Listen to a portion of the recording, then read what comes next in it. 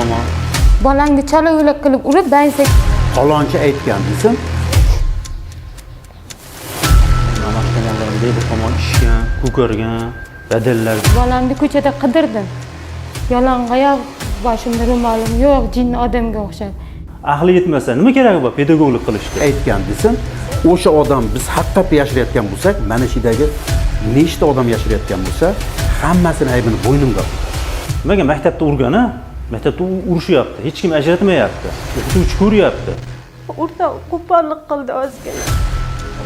Sog'inyapman, borgim kelyapti. Lekin xo'jayinim fursat bermayapti.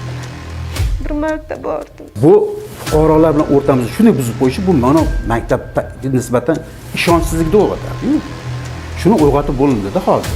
Voyaga yetmagan, voyaga yetmagan bo'lsa, otasi bilan, onasi bilan birga kirib hamma qo'ysin, shu darajada haligi bo'lyapti. Voydod aka deb baqirsa ham dedi, uraverdi dedi. Kelganimda ular ishib ketgan, kaltak yegan joyda yerdagi qonni ko'rsatyapti. Urayotgan odamni ajratadi-yu. Hech qachon kaltak yeb, hushdan ketganligini behush bo'lgan odamni ajratib ushlab turmaydi-yu. Lekin janjal bo'lmasa, reanimasiyaga yotmasdi u bola. Janjal bo'lgan. Hushdan ketib qolgan ekanda, shu ketganda ham urganda buni bu shu hushdan ketganda ham urmagan bo'lsa bu holatda bo'lib qolmaydi-da. Ko'rgim kelyapti, lekin kirgizmasachi deyman. Kim kafolat beradi hozir shu bolani? Siz kafolat bera olasizmi? 100% unga olib ketadi. Yo'qsa 100 yo'q baqa ketadi, yaqa ketadi. Kim kafolat beradi? Og'zi burni qonmi yerga munkayib qoldi. Bolam haligi bo'ldi. Men aytdimki, meni bolamning holatini kirib ko'ringlar dedim. Sen qiz bolasan, bizga qo'shilmaysan deb meni cho'chag'imda tortyapti dedi. Oldimda dedi, ushab menga kun bermaydi dedi. Bee'tibor qoldik, shu bola shu darajaga yetdi. Bu maktab aybi bu.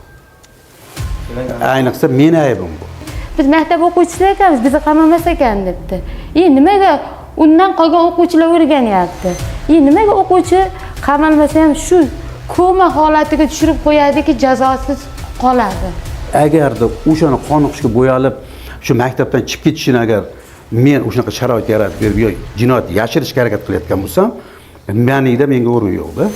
Maktabdan qoniqishga bo'yalib chiqib ketgan, maktab direktori boshchiligida o'qituvchilar jinoyatni yashirish uchun harakat qilyapti. Haqiqatni so'rayman. Jinoyat jazo qolmasligini so'rayman.